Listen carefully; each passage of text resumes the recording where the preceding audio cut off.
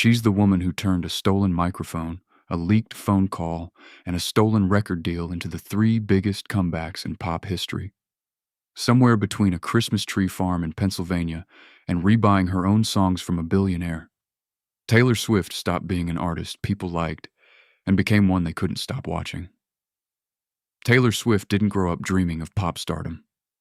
She grew up on a Christmas tree farm in Wyomissing, Pennsylvania, obsessed with country music. As a kid, she idolized Shania Twain and LeAnn Rimes, memorizing every lyric she could find. But it wasn't until she was 10 years old, watching a documentary about Faith Hill, that something clicked. She turned to her mother and said this was what she wanted to do. At 12, a computer repairman taught her 3 guitar chords. She practiced until her fingers bled, writing her first songs before she'd even finished middle school. By 14, she convinced her family to relocate to Nashville, chasing a shot at country music's biggest stage.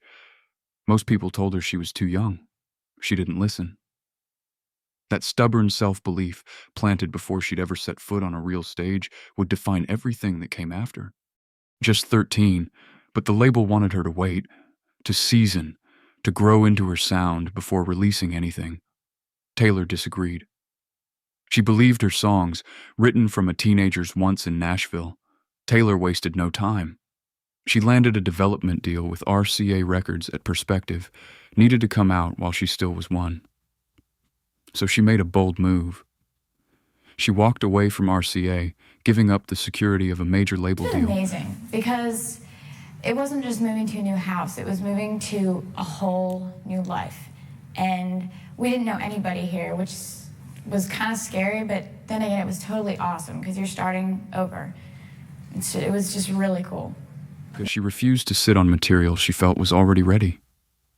It was a risky bet for a 15-year-old with no guarantee of what came next. That risk paid off. Around this time, she also signed with Sony/ATV as a staff songwriter, becoming their youngest ever. She was writing daily, sharpening her voice and waiting for the right label to believe in her the way she believed in herself. At a Nashville showcase, Taylor caught the attention of Scott Borchetta, who was launching a brand new label called Big Machine Records. It was a gamble on both sides. The label had no track record, and Taylor was still a teenager. But Borchetta believed in her writing, and Taylor believed in his vision.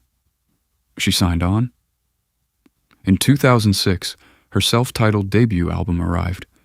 She'd co-written every track, drawing from real diary entry moments of teenage heartbreak and small-town life. Critics and country radio weren't sure what to make of a 16-year-old writing her own songs, but listeners connected instantly. The single Tim McGraw climbed the charts, and the album eventually went multi-platinum. It was proof of concept. Taylor wasn't a manufactured teen act. She was a songwriter first, an artist who happened to be young. That foundation, built on authenticity, would carry her through the years of fame still to come. In 2008, Taylor released Fearless, an album that pushed her from country prodigy to full-blown crossover star. Songs like Love Story and You Belong With Me became inescapable, turning teenage romance into stadium-sized anthems. MTV Video Music Awards, Taylor won Best Female Video for You Belong With Me.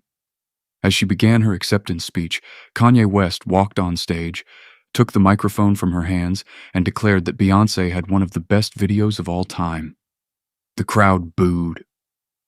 Taylor stood frozen, visibly stunned, as the moment played out live on television. The clip went viral instantly, replayed endlessly across news and entertainment shows. For a 19-year-old still early in her career, it was a jarring introduction to a different kind of fame. Yo, Taylor, I'm really happy for you. I'm gonna let you finish. But Beyonce had one of the best videos of all time. One of the best videos of all time.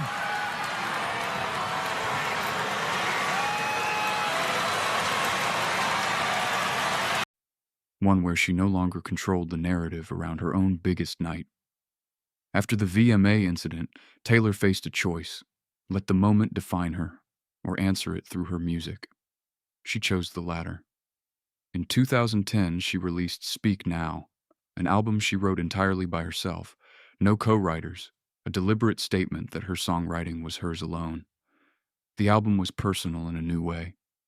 Tracks like Mine and Back to December showed emotional growth, while Innocent was widely read as a direct, measured response to Kanye West, offering forgiveness rather than anger.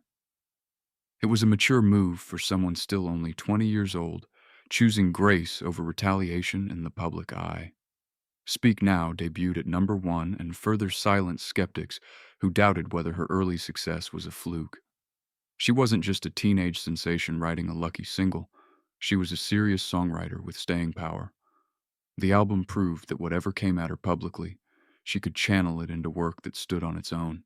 By 2012, Taylor's personal life had become as scrutinized as her music. Her album Red captured that turbulence, blending country roots with bolder pop experimentation on tracks like 22 and We Are Never Ever Getting. String of high-profile relationships, and tabloids seized on every lyric, treating her love life as a puzzle to solve rather than art to appreciate. This era also marked the start of tension with Katy Perry. The rift reportedly stemmed from backup dancers who left Taylor's touring crew to work with Katy, though neither artist confirmed details publicly for years. What followed was a long stretch of subtle jabs, cryptic interviews, and fans dissecting lyrics for hidden references, most notably in Taylor's later song Bad Blood. The scrutiny took a toll.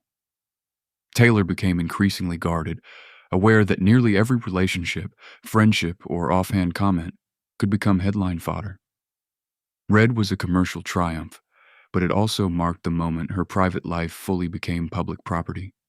In 2014, Taylor made her boldest move yet.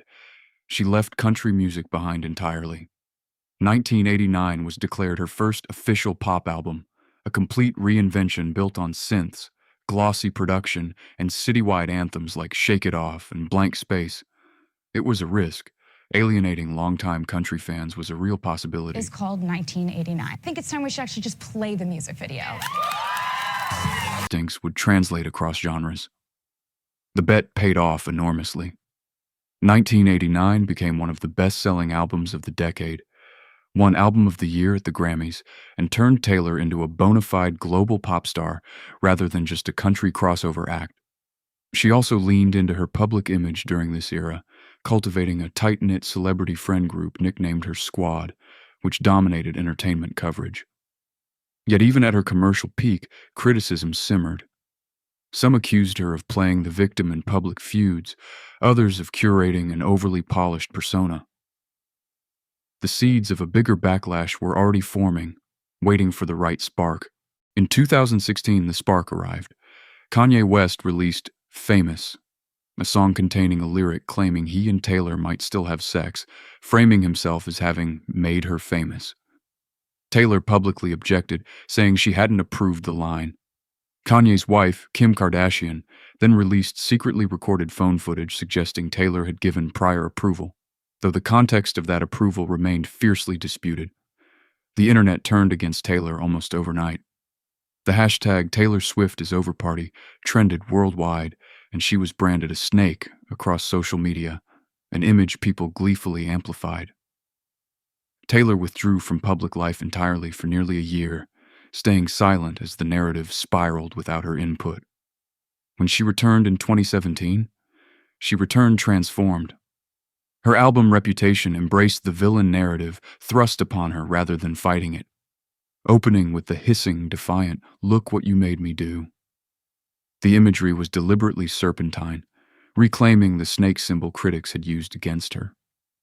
It was darker, angrier, and more armored than anything she'd released before, a direct response to the year she'd just survived. In 2019, a new controversy erupted, this time centered not on a song but on ownership. Big Machine Records, Taylor's original label, was sold, and with it went the master recordings of her first 6 albums.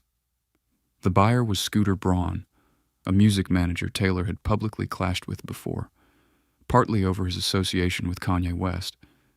Taylor said she learned of the sale after the fact, without being given the chance to buy her own masters herself.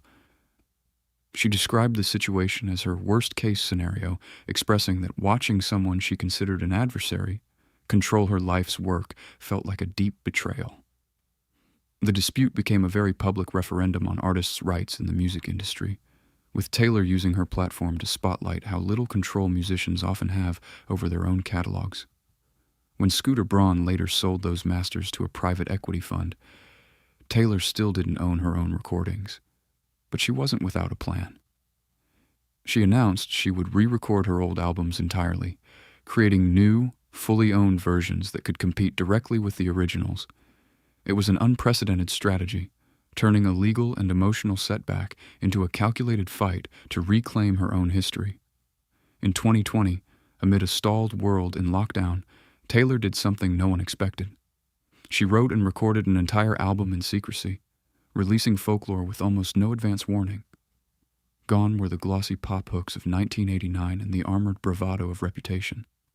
In their place was hushed, folk-inflected storytelling, populated by fictional characters and quiet literary songwriting. Months later, she released a sister album, Evermore, extending that same introspective world. Both albums marked a critical turning point.